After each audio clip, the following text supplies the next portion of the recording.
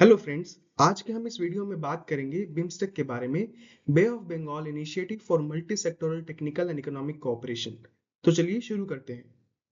तो देखिए अभी बिम्स्टेक अभी दो कारणों से न्यूज में रहा है। पहला है बिम्स्टेक का 6th समिट हुआ है अभी रिसेंटली बैंकॉक थाईलैंड के अंदर। इसके बारे में जो डिटेल्स हैं हम लास्ट के कुछ स्लाइड्स में देखेंगे। दूसरा दूसरा जो कारण है वो है बिम्स्टेक का चार्टर इन्फोर्समेंट में आया मई 20 2024 को। ना चार्टर के इन्फोर्समेंट में आने से क्या होता है, बिम्स्टेक को एक लीगल पर्सनैलिटी का स्टेटस मिल जाता है। चार्टर एक तरह से कॉन्स्टिट्यूशन होता है किसी भी संस्था का, जिसपे जितने भी मेंबर कंट्रीज है ना उस ऑर्गेनाइजेशन की, वो एग्री करती है कि कैसे इंटरनल और एक्सटर्नल मैटर्स को डील करेंगे। अब जैसे कि लीगल पर्सनैलिटी का स्टेटस मिल गया, तो आप एग्जांपल लीजिए, जैसे कि अब इंटरनेशनल सोलर अलायंस के साथ में बिम्स्टेक अब एक पार्टनरशिप में एंटर कर सकता है किसी इंफ्रास्ट्रक्चर प्रोजेक्ट से रिलेटेड। सोलार प्रोजेक्ट का कोई काम हो अगर, या अगर किसी संस्था का ऑब्जर्वर स्टेटस बनना है इसको, तो बहुत सी चीजें हैं जो एक फ्रेमवर्क के अंदर होती है ये इन्फोर्समेंट लागू होने से। अब हम देखते हैं थोड़ा सा बिम्स्टेक के हिस्ट्री के बारे में। तो देखिए बिम्स्टेक की जो स्थापना हुई थी, बिम्स्टेक बना था 1997 के अंदर, जब चार कंट्रीज ने बैंकॉक डिक्लेरेशन इशू किया था। बैंकॉक डिक्लेरेशन इशू करने वाली चार कंट्री कौन थी? Bangladesh, India, Sri Lanka, Thailand. फिर उसी साल 1997 में दिसंबर महीने में म्यांमार ने ज्वाइन कर लिया बिम्स्टेक को और उसका नाम हो गया बिम्स्टेक।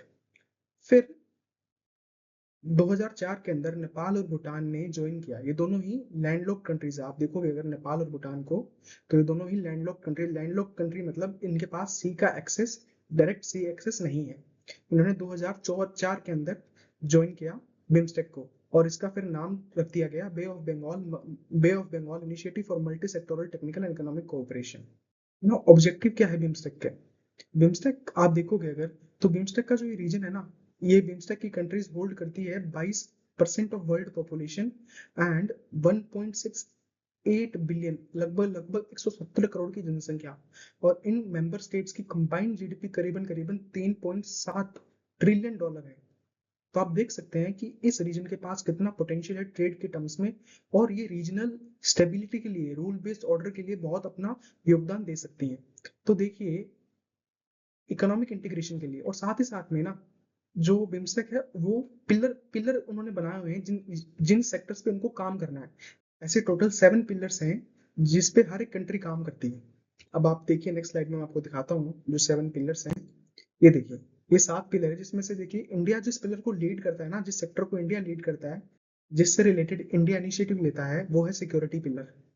इसके अंदर आ जाता है counter terrorism, transnational crimes, disaster management and energy. ऐसे ही करके और पिलर्स, जैसे कि आप देखिए म्यांमार किसको लीड करता है? Agriculture and food security. People to people contact कौन लीड करता है? नेपाल। साइंस एंड टेक्नोलॉजी को कौन लीड करता है? श्रीलंका। कनेक्टिविटी को कौन लीड करता है? थाईलैंड। बांग्लादेश किसको लीड करता है? ट्रेड इन्वेस्टमेंट एंड डेवलपमेंट वाले को। और भूटान लीड करता है इन्वायरमेंट एंड क्लाइमेट चेंज वाले सेक्टर को। सो ये सेक्टर ड्रिवन ऑर्गेनाइजेशन है, 7 पिलर्स है टोटल, और हर एक कंट्री एक एक पिलर से रिलेटेड इनिशिएटिव लेती है, काम करती है उस पिलर पे। नाउ इंस्टीट्यूशनल स्ट्रक्चर क्या है? जो इसका सेक्रेटेरिएट है वो है ढाका के अंदर लोकेटेड, ढाका बांग्लादेश में है, और ये 2014 के अंदर इसकी स्थापना हुई थी। अब ये देखिए 2014 के अंदर इसकी स्थापना हुई। ये वन ऑफ दी, इसका नेगेटिव पॉइंट भी है कि ये थोड़ा सा इसका स्लगिश प्रोग्रेस रहा है इस ऑर्गेनाइजेशन का।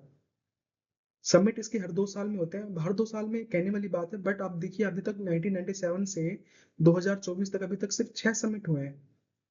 तो ये भी एक तरह का आपको दिखाता है कि ये ऑर्गेनाइजेशन का जो पोटेंशियल रियलाइज करने में जो बाधाएं हैं, और वो हम आगे देखेंगे अभी। तो ये सब एक स्लो प्रोसेस है इस ऑर्गेनाइजेशन की, अभी उस लेवल पे पहुंचा नहीं है जैसे आसियान है। तो उसका एक लेवरेज है इस रीजन पे, और ग्लोबल लेवल पे उसकी एक वॉइस है ना। तो वैसे बिम्स्टेक का अभी वो लेवल नहीं है। इसका करंट चेयर जो है वो है थाईलैंड, और थाईलैंड ने अभी जो सबमिट हुआ उसके अंदर नेक्स्ट जो इसकी चेयरमैनशिप है वो बांग्लादेश को दे दी है। बिम्स्टेक का इंडिया के लिए क्या सिग्निफिकेंस है? अब देखिए आप, इंडिया की जो एक्टिस्ट पॉलिसी है, नेबरहुड फर्स्ट पॉलिसी है, सागर डॉक्ट्रिन है, जो security and growth for all in the Indian ocean region, इन सभी का इंटरसेक्शन पॉइंट है कहीं ना कहीं बिम्स्टेक। क्योंकि इंडिया एक रूल बेस्ड ऑर्डर में मानता है, और इस रीजन की जो इंपॉर्टेंस है ट्रेड के टर्म्स में, ग्लोबल पीस के टर्म में बहुत ही इंपॉर्टेंट है। तो इंडिया क्या कर सकता है, अपना जो पोजीशन है ना वो इस ऑर्गेनाइजेशन के अंदर लेवरेज कर सकता है, दूसरी जो संस्थाएं हैं उनके अंदर अपना वॉइस है उसको इंक्रीज करने के लिए। लेट्स से फॉर एग्जांपल लीजिए आसियान। आसियान के अंदर जो दो कंट्रीज है म्यांमार और थाईलैंड, वो बिम्स्टेक का पार्ट है। तो एक जो इंडिया को रिलेशनशिप डीपन करने में बहुत हेल्पफुल रहती है। साथ ही साथ नॉर्थ ईस्ट कनेक्टिविटी देखिए आप, इंडिया नॉर्थ ईस्ट का जो रीजन है ना उसको यहाँ से कनेक्ट करेगा, तो नॉर्थ ईस्ट रीजन की जो डेवलपमेंट है वो लार्ज स्केल पे इंक्रीज हो सकती है मल्टीपल टर्म्स में। इसके लिए इंडिया स्टेप्स भी ले रहा है, जैसे कि for example BBI and motor vehicle agreement sign हुआ, India Myanmar Thailand trilateral highway जो कि यहाँ से मोरेह से लेके यहाँ तक जाएगा, माई सोथ तक। इस पे मैं एक अलग से वीडियो भी बनाऊंगा, वो आपको मैं लिंक में शेयर कर दूंगा। फिर है अल्टरनेट टू सार्क। देखिए सार्क जो 7 कंट्रीज का जो ग्रुप है जिसके अंदर पाकिस्तान शामिल है, south Asian association for regional cooperation, ये अब कहीं ना कहीं डिफंक्ट हो चुका है। क्योंकि उरी अटैक जब हुए थे 2016 के अंदर, तो इंडिया ने एज अ अल्टरनेट बिम्स्टेक को देखा है और उसकी ओर अपना रुझान शिफ्ट किया है, ताकि इसको ज्यादा बढ़ावा दिया जाए और सार्क पे इतना फोकस ना किया जाए। साथ ही साथ जब बिम्स्टेक का इंपॉर्टेंट इसलिए हो जाता है क्योंकि इंडिया को जो बेल्ट एंड रोड इनिशिएटिव है जिसके अंदर बिम्स्टेक के सभी कंट्रीज शामिल है भूटान और इंडिया को छोड़ के, तो इंडिया यहाँ पे जो इंफ्रास्ट्रक्चर प्रोजेक्ट्स है उसको फाइनेंस करना, लाइन ऑफ क्रेडिट प्रोवाइड करवाना साथ में, ये सब चाहता ताकि वो एक रीजनल बैलेंस ला सके। क्योंकि चाइना जो है वो अपनी डेप्ट ट्रैप पॉलिसी के कारण यहाँ पे जैसे कि कंट्रीज जैसे कि आप देखिए श्रीलंका का एग्जांपल ले लीजिए, श्रीलंका डेप्ट ट्रैप पॉलिसी का शिकार हो चुका था चाइना की, और बाद में उसको आईएमएफ से लोन लेना पड़ा, बेल आउट लेना पड़ा। अब हम देखेंगे हाइलाइट्स ऑफ सिक्स समिट, जो कि अभी रिसेंटली बैंकॉक थाईलैंड के अंदर हुआ था। इसका थीम था बिम्स्टेक प्रॉस्परस रेजिलिएंट और open, focusing on strengthening regional cooperation, addressing की चैलेंजेस। अब प्रॉस्परस का मतलब इसका फोकस है ट्रेड पे, रेजिलिएंट मतलब जैसे कि कोविड-19 आया तो हेल्थ केयर का एक रेजिलियंस बिल्ड करना इस रीजन की, open in the sense trade के टर्म्स में peacefulness stability in the region, bay of Bengal वाले रीजन के अंदर, क्योंकि मैरीटाइम मेनली तो ये मैरीटाइम जो लिटोरल कंट्रीज हो गई ना, बे ऑफ बंगाल की लिटोरल कंट्रीज हो गई, एडजेसेंट कंट्रीज हो गई सभी के सभी। बांग्लादेश इसका बिम्स्टेक का चेयर बनी गया, ये आपने पॉइंट देख ही लिया। बैंकॉक विजन 2030 अडॉप्ट हुआ था, इसके अंदर जो रीजनल डेवलपमेंट गोल है उसकी आउटलाइन है कि कैसे इस ऑर्गेनाइजेशन को आगे प्रोसेस करना है। Maritime transport cooperation agreement sign हुआ और इंडिया के पीएम ने 21 पॉइंट ऑफ एक्शन प्लान दिया है इस सिक्स समिट के अंदर, जहां से रीजनल कोऑपरेशन जो कनेक्टिविटी है डिजास्टर मैनेजमेंट के प्रति जिस सेक्टर पे इंडिया काम करता है उसकी ओर आगे और कैसे अग्रसर होना है उसके लिए दिया। साथ ही साथ में इंडिया और थाईलैंड ने ये अनाउंस किया कि वो अपने बायलैटरल टाइज को स्ट्रेटेजिक पार्टनरशिप की ओर अपग्रेड कर रहा है। सो ये मेनली हाइलाइट्स हैं सिक्स समिट के। चैलेंजेस क्या है देखिए, तो बिम्स्टेक ना, अब देखिए 2004 के अंदर बिम्स्टेक ने एग्रीमेंट किया था कि एफटीए लेके आएंगे, बट उसकी ना टर्म्स इंप्लीमेंट हुई अभी तक ना कुछ। तो वो जो पोटेंशियल है ना ट्रेड का, वो अभी तक रियलाइज नहीं किया गया इन कंट्रीज के द्वारा। जो इसके इंस्टीट्यूशन है वो अंडर फंडेड है, उनके पास फंडिंग की कमी है कि वो उस तरह से स्टेप ही नहीं ले पाते। जैसे 2014 के अंदर इसके स्थापना के 16-17 साल बाद तो उन्होंने सेक्रेटेरिएट एस्टेब्लिश किया है, देख लीजिए। और पॉलिटिकल डिफरेंसेस अमंग मेंबर्स, ये one of the main reason है स्लगिश प्रोग्रेस के लिए बिम्स्टेक का।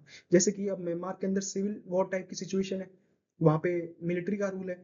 वहीं पे आप देख लीजिए श्रीलंका के अंदर अब जो इनको बेल आउट लेना पड़ा आईएमएफ से, और कंट्रीज के आपस में जो रिलेशन है ना कुछ कंट्रीज के, वो भी अच्छे नहीं है। सो इससे क्या होता है, जैसे कि रोहिंग्या क्राइसिस हुआ था रेफ्यूजी वाला, तो बांग्लादेश और म्यांमार के रिलेशन अच्छे नहीं है इतने, और ये बॉर्डरिंग कंट्रीज है।